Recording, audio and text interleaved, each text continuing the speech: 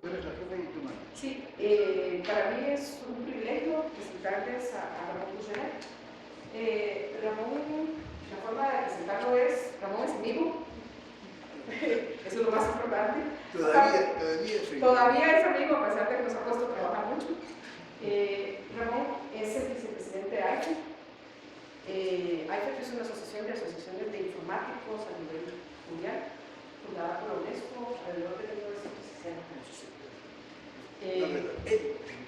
En 1960 es considerada la asociación más grande de informáticos del mundo. Pero aparte de ser vicepresidente, ha tenido todos los cargos, en todos los comités de trabajo de AIFET, no todos, pero muchos. Además, ha estado vinculado con CLEI, que ahí nos conocimos, por muchos años. Es considerado lo que se llama el conferencista principal emergente, porque muchas veces se le invita a participar como conferencista principal y en algunos otros casos no se le ha invitado a aparecer como conferencista principal, pero si aparece alguna crisis de que alguien por alguna razón no llega, siempre tiene una conferencia preparada. Eso le ha dado mucho reconocimiento. En el 2007, cuando CLEI fue hecho en Costa Rica, recibió la distinción al mérito de CLEI. Fue el primero no latinoamericano que recibía esa distinción. De hecho, es el segundo homenajeado en toda la historia de CLEI. Para nosotros es un privilegio de que él está acá. Ha vivido ayudándonos a América Latina en un proceso de integrarnos a las corrientes de investigación. 25 años. 25 años, creo. ¿Y ha sido casi todos? ¿A todos los tres? A muchos. A uno que no puedo decir fue el presidente en Gran Canaria, porque no conseguí que la Universidad de Gran Canaria me mandara un programa del CLEI que se hacía allí. Claro, sin un programa yo no podía pedir permiso a la universidad para que mandara para poder asistir. Entonces, la única vez que en España no pude ir. La única vez que se hizo CLEI fuera de América Latina no pudo ir, pero en realidad ha participado de casi todos. Sí, así que no sé si me hace falta contar algo más. Creo que en realidad es un personaje. Pero además es muy buena. Eso es lo más importante. Y así le doy la palabra. Muchas gracias. Gabriel me pidió que hablara sobre investigación y lo que he intentado es, supongo, hacer una reflexión sobre los distintos aspectos de la investigación. Es decir, como es el índice de lo que pienso proponeros, ¿qué es investigar? ¿Por qué investigar? ¿Quién debe investigar? ¿Cómo investigar? ¿Sobre qué investigar? Y aquí tengo que hacer una cosa. Cada uno arrima las cosas o arrima.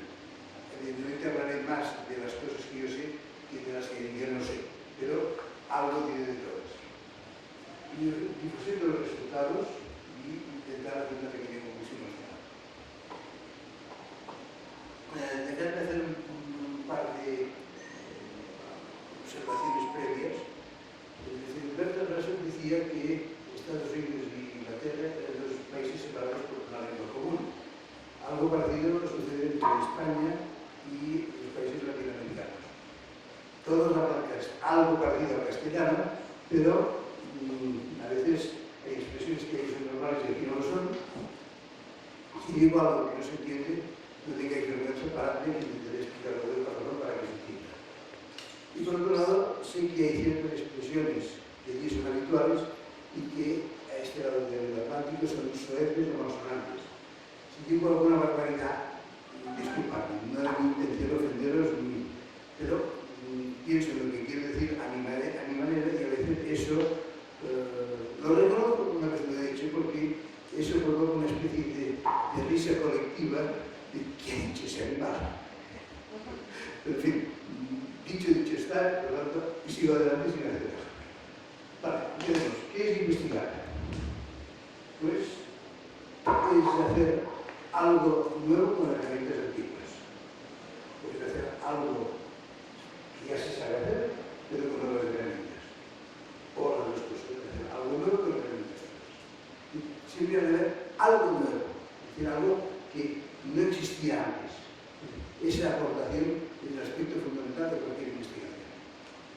estará? Pues dependerá de la investigación, dependerá de lo que estoy haciendo, la novedad estará en algo. Y ese algo es lo que da valor a la investigación.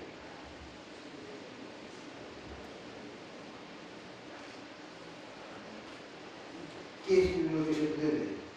Progresar el conocimiento humano. Es decir, que saber hacer algo que hasta ahora no se sabía hacer, o que no se conocía. Luego hay una discusión eterna, especialmente en ámbitos universitarios, sobre investigación pura y investigación aplicada. ¿Qué es la investigación pura? Normalmente es la que se mueve en el dominio de lo abstracto. Es la que sigue el esquema de axioma, teorema, demostración, lema, correlación. Es la investigación teórica basada en este aspecto. Y normalmente busca la solución de un problema, busca la solución óptima de un problema bien definido. Esto no tiene el doctorando que está haciendo la tesis, lo que está investigando, se plantea un problema y busca la solución óptima de ese problema, sin limitaciones de tiempo. El objetivo es presentar esa solución óptima. La investigación aplicada es la que se mueve en el dominio de lo concreto. Habitualmente tiene una notable carga experimental. Es decir, no nos movemos en el abstracto de teoría, sino que hay en general una gran parte del trabajo, llamémoslo sucio, porque para llegar a extraer los resultados tenemos que efectuar esfuerzos de cálculo o de recopilación de datos que son poco vistosos, pero necesarios. Habitualmente, más en el dominio informático, la investigación aplicada es más en el dominio de la ingeniería que del dominio de la ciencia pura. Y digo que la investigación aplicada busca una solución razonablemente buena de un problema que muchas veces no está claramente definido o está incompletamente definido. Es decir, cuando estamos resolviendo un problema de ingeniería, muchas veces sabemos unas cuantas cosas, pero hay unas cuantas más a las que no tenemos acceso y que no es posible conocer. Y no tenemos que dar una solución razonable en un tiempo limitado, porque si no, la solución a ese problema deja de tener interés. Mira, ha habido muchas veces grandes desarrollos de ingeniería que no se han aplicado jamás, porque llegaron demasiado pronto o llegaron demasiado tarde. No llegaron en el momento en que eran necesarios.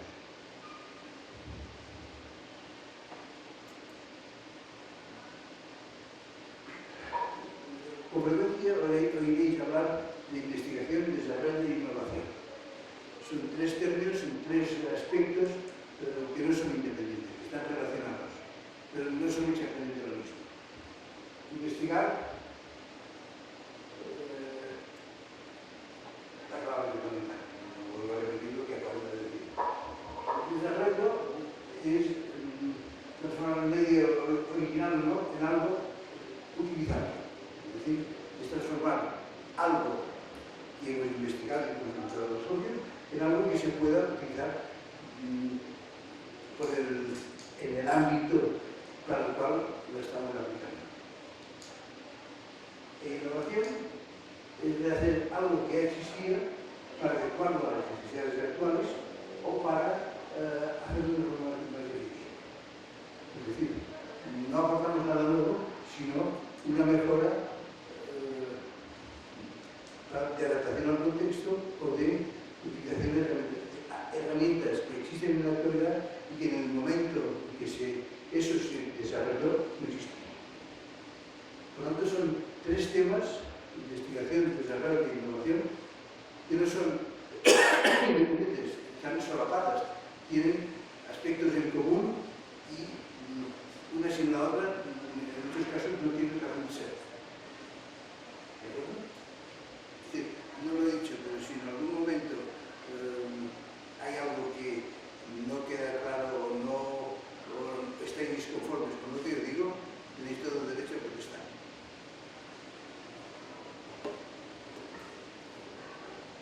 ¿Por qué investigar?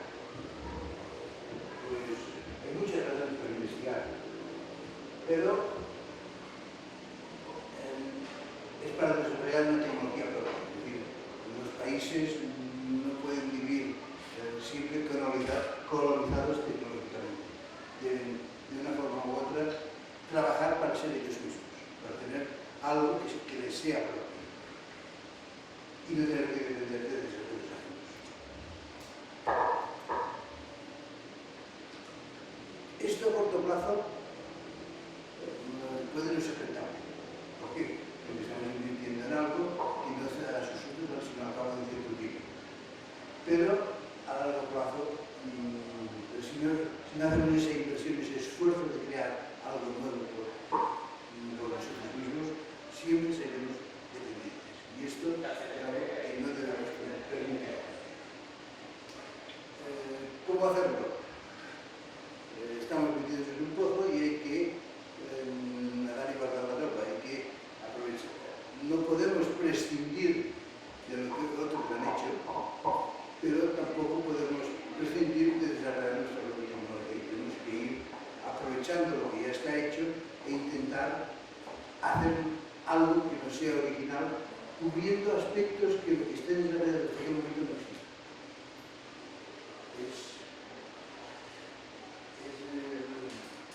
Hacer equilibrio, si se quiere, para, partiendo de algo que no es nuestro, hacer algo nuestro.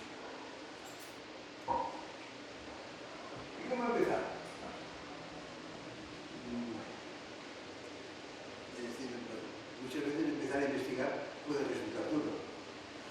Una de las formas de empezar a investigar es volver a resolver algo que ya está resuelto. ¿Qué ventaja tiene esto? Pues que normalmente empezamos trabajando sobre un problema que ya se conoce. Sabemos cuáles son los resultados. Por lo tanto, podemos comparar lo que nosotros estamos obteniendo con lo que se había obtenido antes. Normalmente nunca coincidirán exactamente, por lo tanto, ahí empezaremos ya a descubrir las ventajas de la investigación. Algo que estamos aportando nosotros que en la investigación anterior no se había descubierto, no se había prestado atención a ese aspecto o lo que fuera. Pero es una forma de empezar. Si no sabemos cómo empezar, no es copiar, es rehacer algo que está hecho. Y es una forma, en muchos casos, razonablemente fácil de empezar.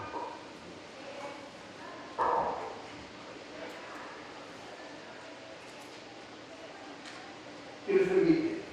Pues adquirir un entrenamiento, es decir, saber qué hay que hacer para investigar, para encontrar los resultados. Es decir, sabemos de dónde partimos y a dónde tenemos que llegar, porque otros han llegado, por lo tanto, nosotros también hemos de llegar a ese punto. Y ese avance que tenemos que realizar por nosotros mismos es un entrenamiento de la investigación. La metodología, las herramientas, el esfuerzo que tenemos que aplicar y cómo aplicarlo, tanto da que sea algo, si lo hacemos trampas de copiar, es un esfuerzo que nos permitirá adquirir el know-how, el cómo investigar. Y lo que decía antes, aunque copiemos los objetivos, los resultados que encontraremos nunca serán exactamente los mismos. Y el análisis de esas diferencias es una forma de investigar.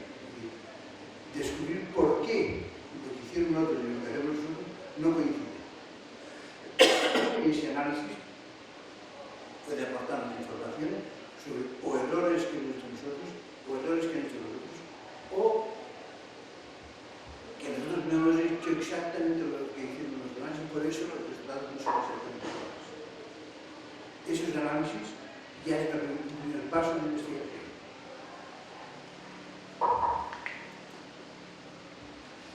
¿Quién debe investigar? Hay una serie de gente masoquista que no gusta investigar. Pues no investiguen. ¿Quién debe investigar? Las universidades han de investigar centros de investigación, han de investigar empresas o bien grupos constituidos de la colaboración de los grupos anteriores. ¿Por qué ha de investigar la universidad? Porque la misión de la universidad es crear y transmitir conocimientos. la universidad, si una universidad solo se dedica a transmitir conocimientos, si solo se dedica el profesor solo se dedica a ir 10 páginas por delante en el libro que explica con respecto a los alumnos, esa enseñanza tiene un valor muy bajo. Porque el alumno también podría leérselo y tal vez de vez en cuando ir a preguntar al profesor para que le aclarara ciertas dudas. Pero esto no tiene ningún interés especial. El profesor cuando explica ha de transmitir vivencias. Es decir, explicar batallitos de lo que le ha pasado a él en su quehacer profesional, como profesional del ramo que sea, o como profesional de la enseñanza. Y de la enseñanza y de la investigación. Seguro que le han pasado anécdotas, cosas que le han pasado que dan vitalidad a lo que está explicando. Esa enseñanza no es simplemente repetir lo que alguien ha escrito en un libro, sino que hay una aportación personal de la persona. Y esta, para mí, es una función importante de la enseñanza universitaria. ¿Y dónde adquirirá esas vivencias la profesora universitaria? Es decir, en una carrera universitaria hay una serie de vivencias que los enseñantes han de transmitir a los alumnos. Es decir, un profesor de universidad, ¿dónde adquirirá esas vivencias? Las adquirirá investigando.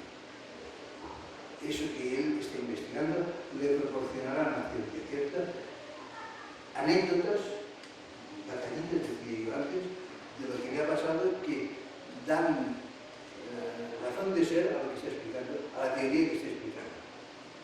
Si solo recita el libro, es una enseñanza muy fría. Ahora bien, no todo lo que se enseña en la universidad lo puede explicar el profesor universitario. ¿Por qué? Porque hay ciertas materias de aplicación directa que, por ejemplo, cómo se dirige un centro de cálculo en el cómputo, un profesor universitario difícilmente puede explicarlo bien. ¿Por qué? Porque no dirige un centro de cómputo. En cambio, un profesional que esté a la cabeza del centro de cómputo podrá explicar esa materia transmitiendo evidencias. Por lo tanto, en la enseñanza universitaria hay que compaginar la enseñanza de académicos puros, porque de alguna forma, que transmiten vivencias de su experiencia investigadora con enseñantes que tal vez como enseñantes sean menos buenos, porque no es su tarea principal, pero que en la materia que expliquen podrán dar esas vivencias porque las han vivido personalmente. No es, todavía no puedo despreciar ni a nosotros ni a nosotros. Cada uno sirve para lo que sirve. Los centros de investigación, ¿por qué han de investigar? Porque si creamos un centro de investigación, ha de investigar. Es su función primordial.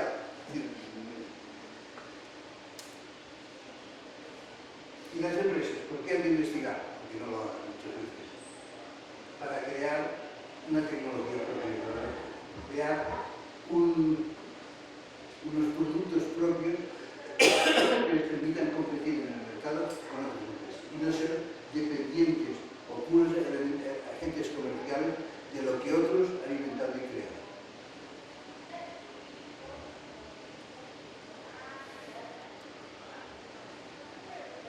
Lo que es muy interesante es lograr la colaboración de estos grupos.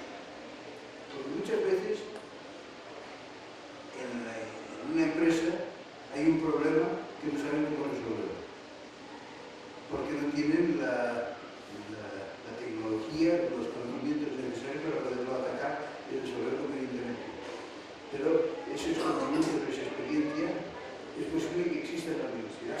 Por lo tanto, un acuerdo entre la universidad y la empresa puede dar a unos la solución a un problema que tenían planteado y a los otros una fuente de investigación que tal vez no será tan académicamente bonita como la que nos podríamos hacer inventándonos algo, pero que tendrá una ventaja, que estará mucho más conectada con la realidad.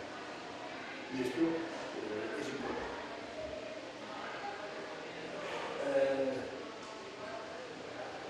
también en muchos casos hay asociaciones empresariales que buscan la investigación, que promueven la investigación.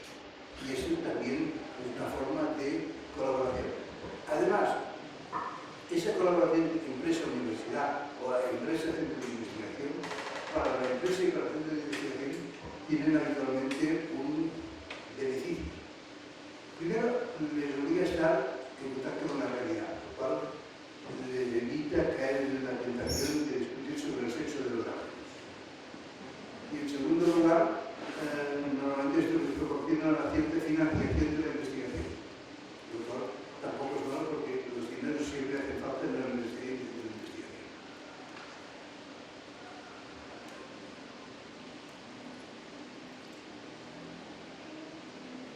¿Cómo investigar?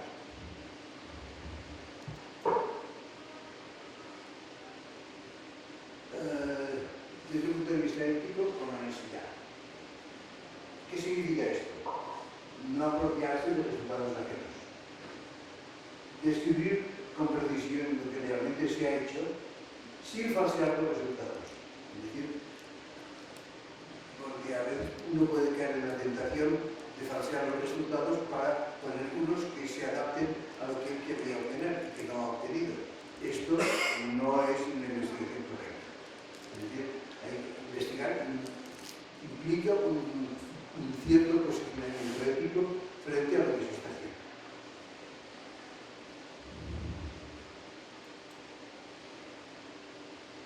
¿Cuál es la marcha actual de la investigación? El tipo que sea.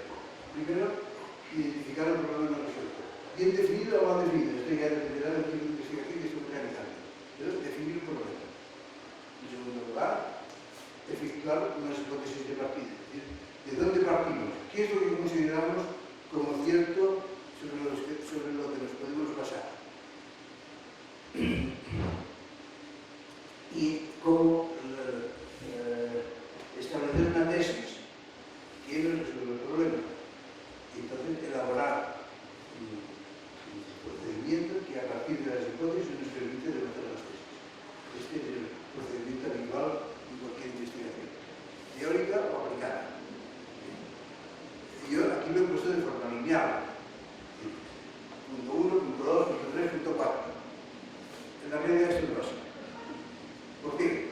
Porque muchas veces cuando estás en un punto te das cuenta de que te has olvidado algo del punto anterior y tienes que rehacer, tienes que volver a dar pasos atrás porque hay que ir corrigiendo y adaptando los resultados a lo que nos interesa.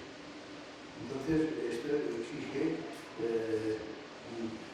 no es una secuencia, sino que es una serie de bucles que vamos a hacer hasta que llegamos al final.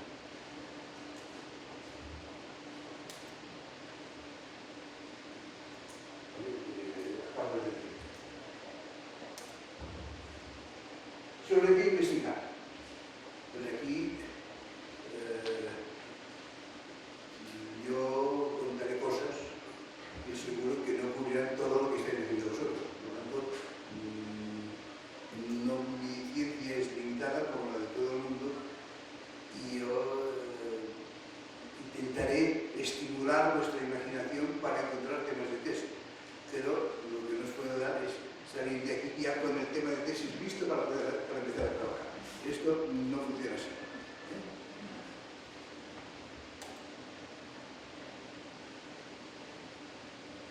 A nivel personal, sobre qué nos interesa investigar. Hacer que nos interese, que nos atrae, que nos resulte útil. Es decir, si investigáis sobre algo que os divierte, trabajaréis más, trabajaréis mejor y os divertiréis más. Pero si lo que vais a hacer no os interesa, o no os atrae, o no os resulta útil, malo. No llegaréis a ningún sitio. Pero también hay que ser humildes. No pretender investigar sobre aquello que no tenemos los recursos necesarios para poder hacer. ¿Por qué? Si ahora pido que nos pongamos a investigar sobre nanotecnología, me temo que aquí no podemos hacerlo. ¿Por qué? Porque no hay recursos necesarios. Puede que los conocimientos teóricos los podamos tener, pero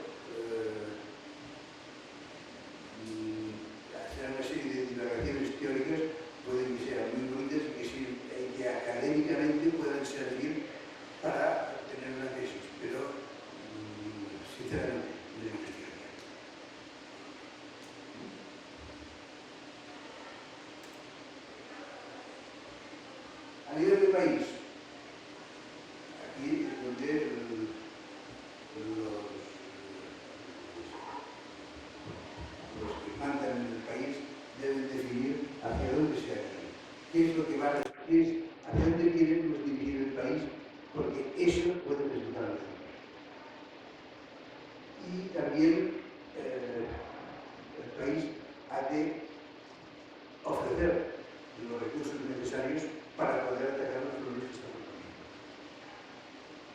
Que no pretender llegar a la luna rozando con un patinete. Para llegar a la luna está con un cohete, tal,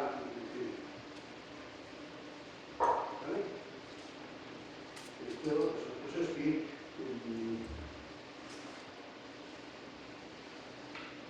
a nivel de universidad los recursos siempre son escasos, siempre necesitamos más dinero. Entonces, yo sugeriría dejar de lado investigación de tecnología punta, incluso de tecnología de computadores, porque no exigen, o de elementos básicos de comunicaciones. ¿Por qué?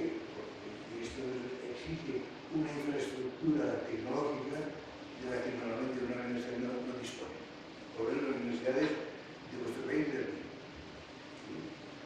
Puede que en Estados Unidos haya universidades que sí dispongan de esa infraestructura y puedan investigar, pero nosotros no.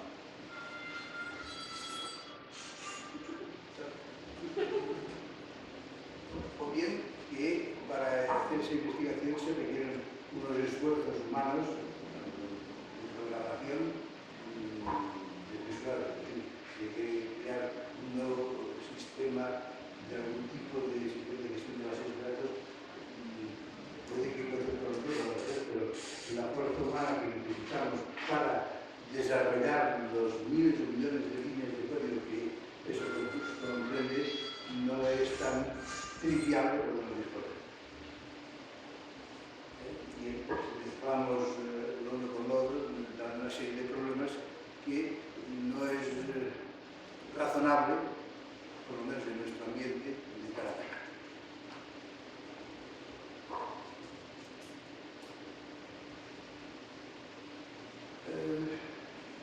He intentado clasificar los dominios donde se puede investigar siguiendo la clasificación de ámbitos de las ICT, de las TIC, economía, el currículum, la PMI y Play. Ingeniería de computadores, ingeniería de software, de computación, sistemas de información y tecnología de datos. Si somos sinceros, los dos primeros y los dos últimos son dominios más bien ingenieriles, mientras que el puramente teórico, pues de alguna forma sería la computación. Pero aquí se puede investigar, caricaturizando, si queréis, a base de lápiz y papel. Donde el lápiz y el papel tienen un peso enorme. Es una investigación principalmente teórica. Bien, ingeniería de computadores. Puedo investigar en la estructura de computadores, en redes y comunicaciones, en sistemas operativos, en temas de tolerancia a fallos, así de forma genérica. Como estos son los temas que yo mejor conozco, voy a crearlos un poco. ¿Qué es necesario? Pues para el escritorio de computadores tener un buen conocimiento de la tecnología existente en cada momento, y esta que va evolucionando. Luego, si estamos pensando en utilizar computadores, es conveniente saber cómo se están utilizando actualmente esos computadores para poder analizar si su utilización. Un dominio de investigación puede ser, que hablaba de evaluación del rendimiento, ver si el rendimiento que se está obteniendo es correcto y razonable y si se podría mejorar ese rendimiento de alguna forma. Estos son temas que caen dentro de este ámbito.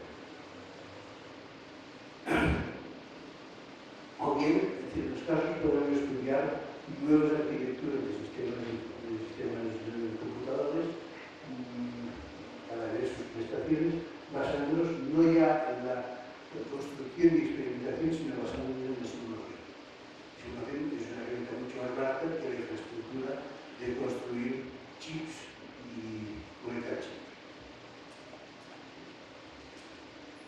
De ahí salen problemas como coherencia de escache, estos problemas de comportamiento, aparte de la simulación, podemos plantearnos atacando mediante modelos analíticos basados en métodos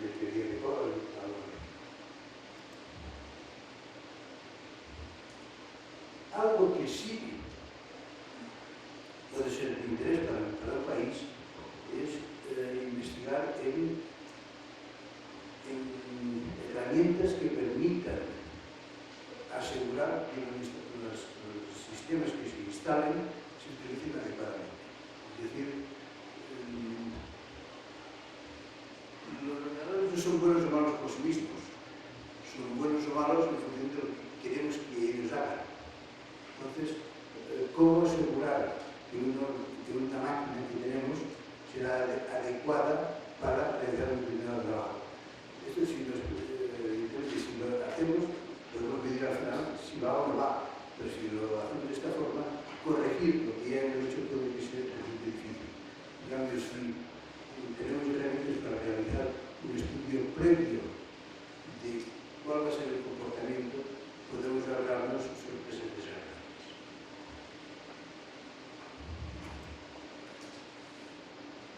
Redes de computadores. Básicamente, partir del mundo de la red en dos grandes, las redes cableadas y las redes inalámbricas. Con redes cableadas lo pueden hacer con cables de cobre o con fibra. Ambos tienen sus problemas. ¿Por qué el ADSL, no sé si en Costa Rica ha tenido mucho desarrollo o no, pero en Europa y en Estados Unidos ha tenido mucho? ¿Por qué? Porque las compañías telefónicas tenían una infraestructura de cobre enorme. Vendían utilizando una chapuza tecnológicamente correcta y la ADSL han permitido rentabilizar esas infraestructuras durante unos cuantos años más. Pero en un país donde esa infraestructura no exista, es tonto pasar por el ADSL. Es cuestión de buscar redes ópticas que tienen una capacidad de transmisión mucho mayor para empezar por la red óptica directamente. Es decir, no es, si la red de cobre es deficiente, no pretender que eso dé un buen funcionamiento de los usuarios. Es mejor buscar qué hay que hacer para las redes ópticas. La capacidad de transmisión que tiene una red óptica es que a través de la red óptica, como sabéis, podemos mandar distintos trenes de ondas, cada una a una frecuencia distinta. Y esto nos da una capacidad de transmisión enorme. Ahora hay problemas de cómo compartir esos distintos canales virtuales que hay dentro de la red óptica entre distintas comunicaciones que tenemos que realizar. Eso es un tema importante en la investigación de la red óptica. También en la conmutación, en muchos casos, en un extremo tendremos una red óptica, pero esto lo tenemos que conectar con una red electrónica. Y esto, la comunicación óptica electrónica, pues da sus problemas. Si estamos en la parte de transporte, donde no hay que comunicar con la red electrónica, la comunicación óptica es un problema que está más o menos resuelto, pero no totalmente resuelto. Entonces son temas donde se puede investigar. En las redes inalámbricas podemos tener redes con infraestructura o sin infraestructura. Las redes con infraestructura, las redes celulares, por ejemplo, son redes con infraestructura. Las redes IEEE, 802, lo que sea, también son redes con infraestructura. Las redes vía satélite también lo son. Todas las condiciones van a ser y volverán. Ahí hay temas nuevos y hay temas, hay estándares que están más o menos definidos, pero donde hay campo donde seguir progresando. Y sin infraestructura, pues tenemos las redes ad hoc, es decir, una palabra que se da en este caso. Normalmente, en el sistema con la red de infraestructura, si hay demasiados usuarios, tenemos problemas de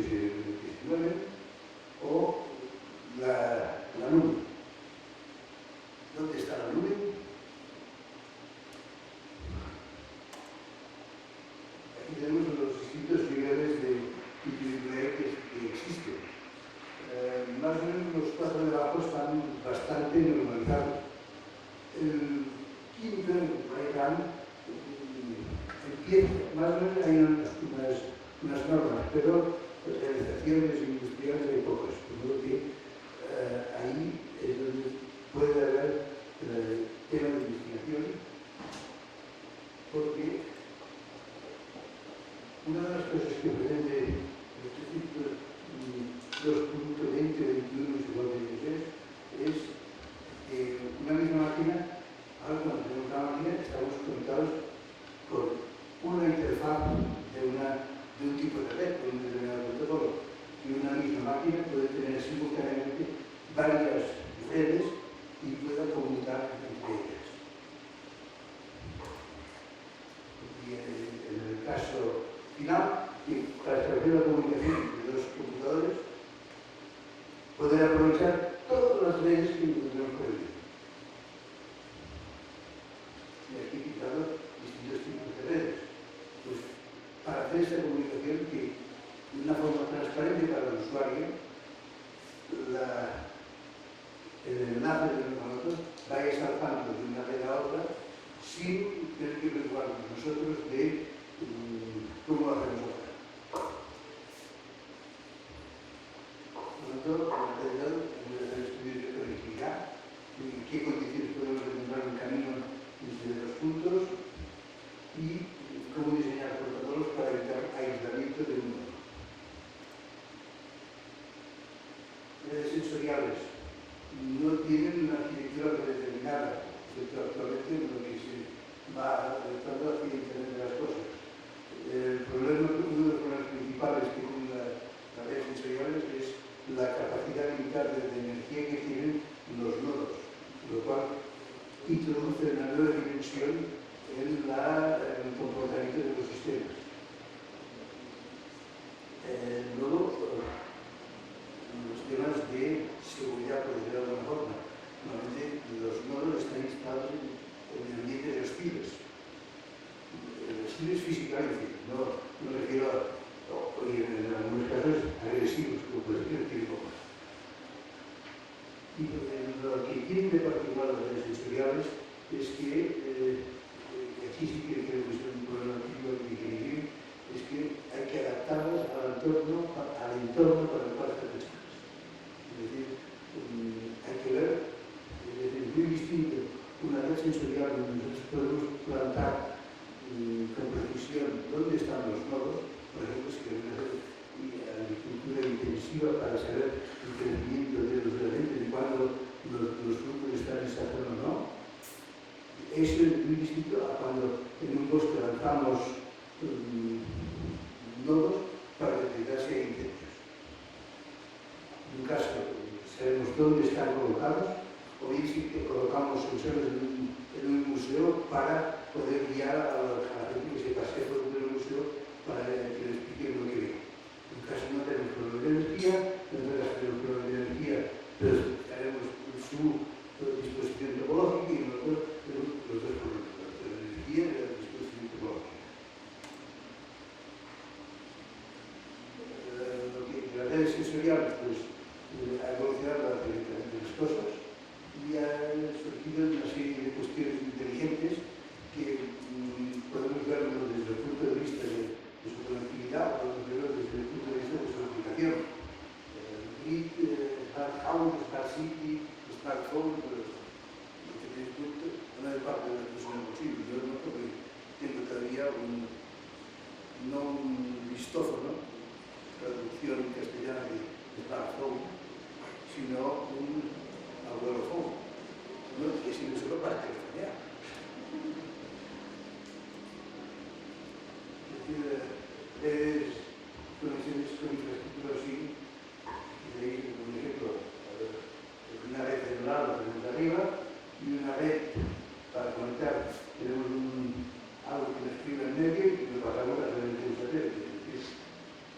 Dos alternativas para conseguir la comunicación. Estudiar problemas de este tipo o bien problemas de guía de coche en una ciudad para saber si hay embotellamiento o presas, perdón, en un lugar determinado, traer esta información para poder llegar por otros caminos.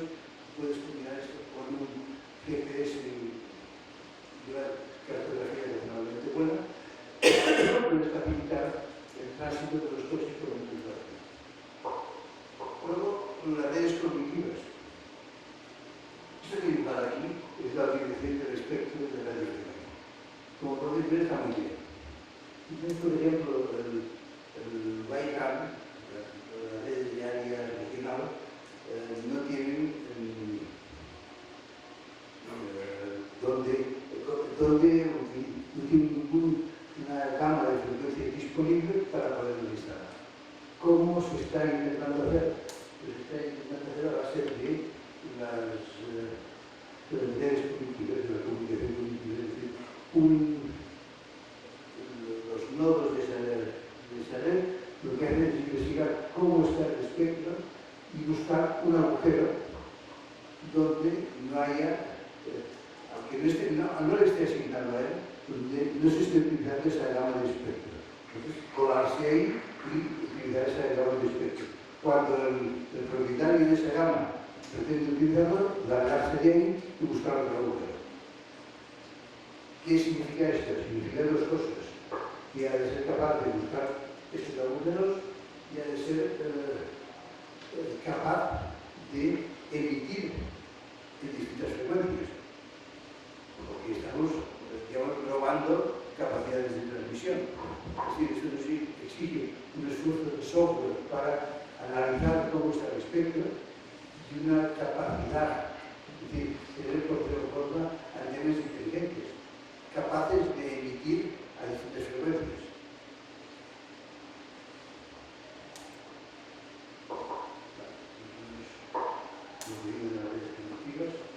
Y lo que está de moda en la actualidad son las software defined network. Si queréis, es crear una especie de network operating system que controle los nodos de la red. Con lo cual, la escalabilidad y la capacidad de crecimiento resultan mejoradas con respecto a la forma tradicional de ir conectando nodo con nodo. Sistemas operativos.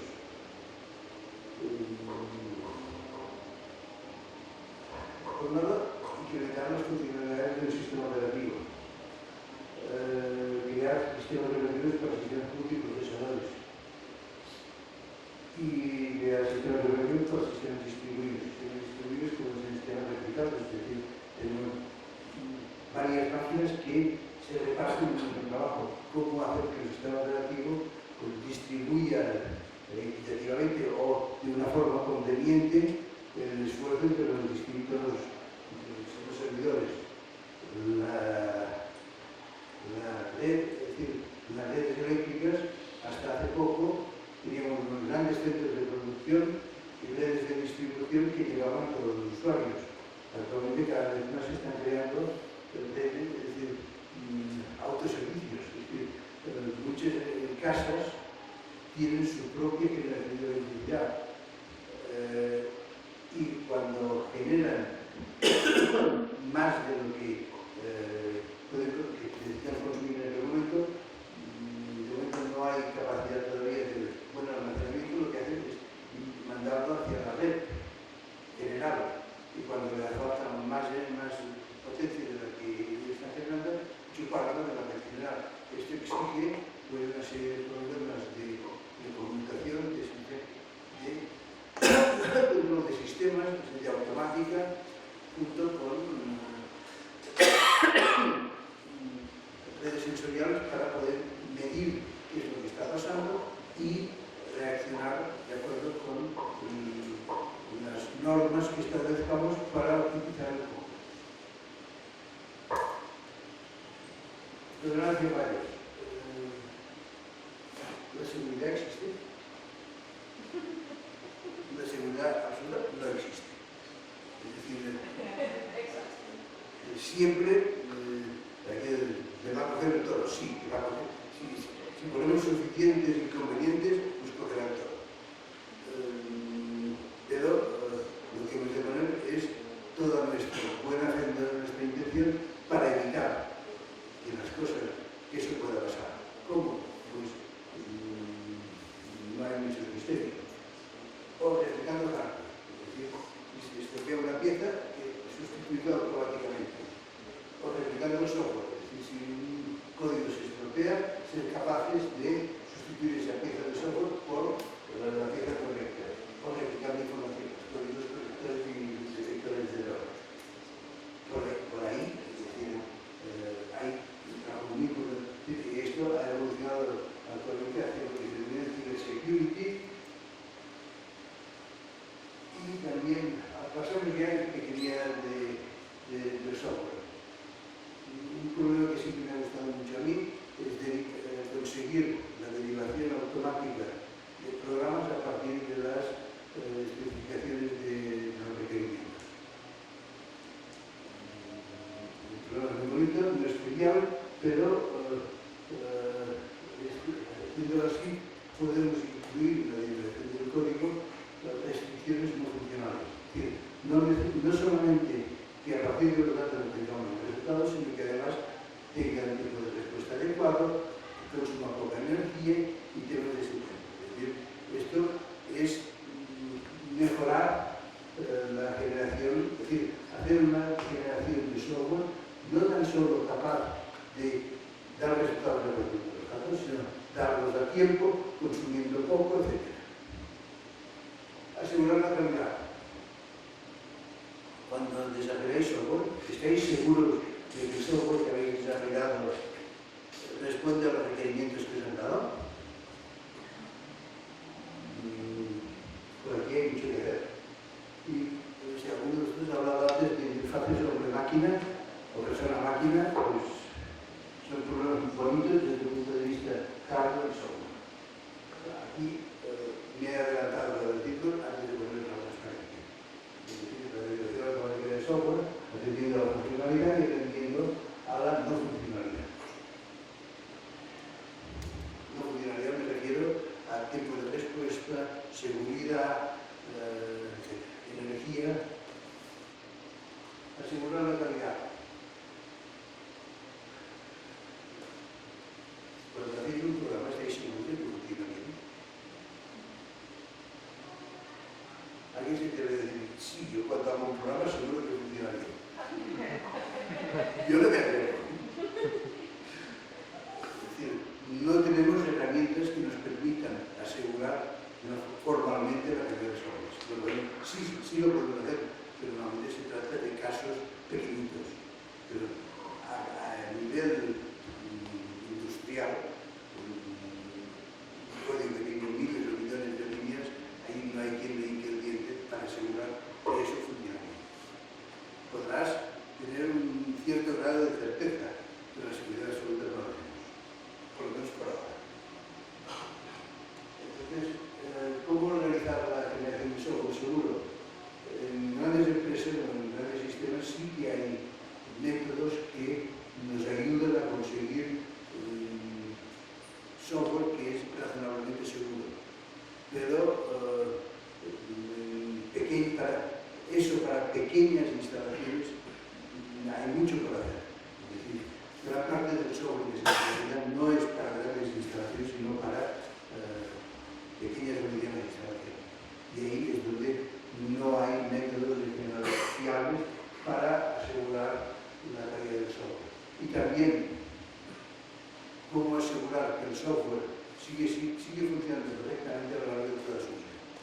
Es decir, el mantenimiento es un punto importantísimo en la ingeniería del software y no es bonito, pero es muy importante. Interfaces hombre-máquina. Aparte de la interfaz persona-máquina de las personas en completo uso de sus funcionalidades, hay la red de interfaces para personas con limitaciones o con discapacidades. Y tanto unas como otras tenemos que ligar el hardware con el software. Es decir, necesitamos de un hardware en muchos casos especializado para poder realizar esta comunicación entre la persona y la máquina. Y ese hardware especial requiere un software que le dé soporte. Y esas dos cosas deben ir coordinadas. Para todo eso necesitamos algoritmos que nos permitan reconocer sonidos, que nos permitan reconocer gráficos, que nos permitan reconocer movimientos, etc.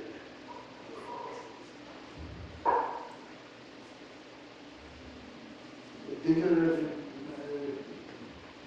comunicación persona-máquina, podemos incluir todos los temas de realidad virtual y de realidad aumentada. En computación, podemos tener informática teórica. Tenemos problemas de cálculo de algorítmica, es decir, qué esfuerzo nos cuesta realizar un determinado algoritmo, etc. Teoría de lenguajes. Cómo conseguir fabricar lenguajes que sean cómodos de utilizar, en algunos casos especializados en un dominio determinado. Temas de inteligencia artificial. Data mining para extraer de los datos conocimiento. Teoría de lenguajes, pues definición de lenguaje y diseño de compilador. Inteligencia, muy importante, inteligencia artificial, los agentes de inteligencia, es decir, cómo esos pequeños elementos de software colocados en lugares estratégicos nos permiten mejorar el funcionamiento de los sistemas complejos. Y para los sistemas expertos, para tener conocimiento, en muchos casos, tenemos de extraer el conocimiento a partir de grandes volúmenes de datos y minería de datos.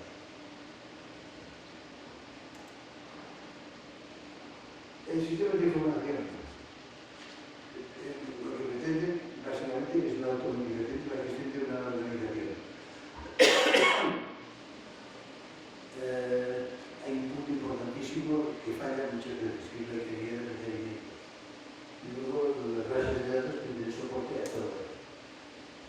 ¿Qué es la ingeniería de requerimientos? Es decir, cuando uno de los grandes males que tenemos los informáticos es que la comunicación de lo que quiere un usuario y nuestra traducción a nuestro lenguaje informático a veces no es fiable.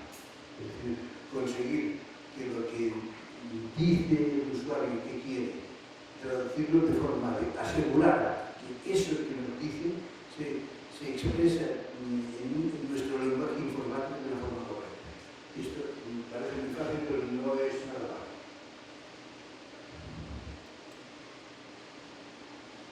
En bases de datos, pues hay problemas de ciencia centralizada o distribuida. En caso de búsqueda de seguridad, tenemos una copia única o tenemos varias copias y en ese caso, cómo asegurar la coherencia de las distintas copias. Es lo que especificando en esta transparencia. Y tecnología de la información.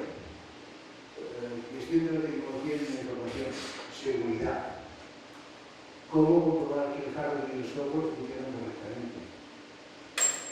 Dimensionamiento, despliegue y gestión de sistemas computadores de comunicación. Lo que os comentaba antes. Asegurar que eso que nos cuesta ahora comprar para instalar se utiliza correctamente.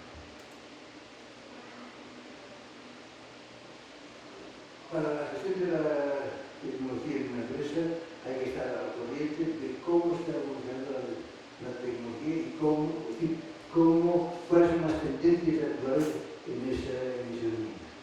En temas de seguridad, la seguridad física, la seguridad lógica y la seguridad, puesto que no estamos solos. ¿Te acuerdas del problema de Balach? Ciberseguridad. Esta es una conferencia chusca mía que si un día tengo tiempo y me queréis, pues la contaré. De hecho, casi te pido que dieras esa conferencia en nuestra. Es mucho más divertida. Es más divertido. Para las pruebas de hardware y software, pues necesitamos bienes más genéricos, bienes más específicos para casos determinados, para el dimensionamiento de modelos TIC, modelado o monitorización, para el despliegue de sistemas, establecer correctamente las funciones del Chief Information Officer, del mandamás de la informática de la organización. Bien, y ahora volvemos al mundo especialmente académico. Difusión de resultados. Hay que tener presente siempre que si investigas no expliques al mundo lo que has hecho, es como si no hubieras hecho nada. Es lo que los sajones dicen, publish or perish. O publicas o te mueres. Y ya sé que es desagradable lo que digo, pero es la dura realidad. ¿Cómo difundir la investigación? Podemos difundir a través de revistas, de congresos o de transferencia de tecnología. Revistas. Es el medio de difusión de resultados más valorado principalmente en la comunidad académica. Pero cuando se propone un artículo, normalmente se trata de una descripción completa y detallada de algo. Además, mandamos un artículo a una revista, nuestro artículo razonablemente, un cierto número de iteraciones revisó al autor, el artículo finalmente se publica. ¿Qué inconveniente tiene ello? Pues que a veces lo que se publica no es de rabiosa actualidad, porque desde el momento en que el señor hizo el intento y escribió el primer artículo hasta que se publica, pueden pasar meses. Con lo cual, la actualidad en nuestro mundo informático, eso puede ser un cambio. Entonces, ¿qué revistas hay que publicar para ser académicamente bueno? Pues existe el JCR, que es el índice de calidad de las revistas. En general, no tengo la mano del JCR, las revistas de la ACM, del IEEE, del Elsevier y de Springer, en general están en niveles altos de calidad. Congresos. Es un medio de difusión poco o no valorado en la comunidad académica. Cuando se promueve un artículo, ¿qué inconveniente tiene? Tiene la ventaja de que el tiempo que pasa entre que mandas el artículo y se publica es corto. Tiene un inconveniente. El artículo no se publica porque sea bueno o malo, sino porque sea mejor que los demás que se han presentado. Ahora, publicar en congresos tiene la ventaja. Es el contacto humano con otra gente que está trabajando en el mismo dominio que tú. Y eso es importante, porque a veces de conversaciones de pasillo, y cuando se realizan congresos es importante que los pasillos sean grandes, de conversaciones de pasillo salen alianzas, salen colaboraciones, salen la idea para resolver el problema que está acuciando, etc.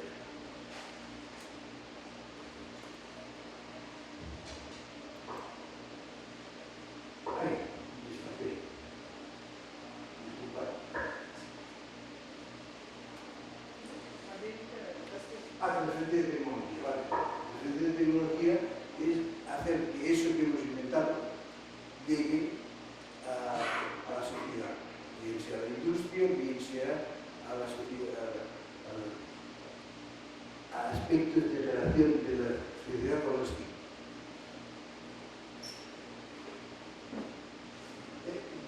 En muchos países la transferencia de tecnología a la industria es muy valorada desde el punto de vista académico. ¿Cuál es el mejor? Todos, o ninguno. Hay que compaginarlos todos. Cada uno tiene sus virtudes y sus inconvenientes. Hay que aprovechar las oportunidades que se nos ofrezcan, aprovechar unos u otros. Si queremos ir a un congreso, pues hay que aprovechar el momento en que ese congreso se celebra o en nuestro país o cerquita, porque entonces el coste es menor, es más fácil de financiación. Si pretendemos ir a Australia, pues normalmente el responsable del festival dirá que no, porque esto cuesta un montón. Es así. En cambio, en una revista, pues sabes que a base de una serie de iteraciones y gastando tiempo, llegas a publicar. Conclusión, rápidamente, hay que investigar para crear tecnología propia y para crear libertades. investigar de forma honesta. Hay que investigar sobre temas que sean útiles al país y asequibles para la infraestructura de Cristóbal.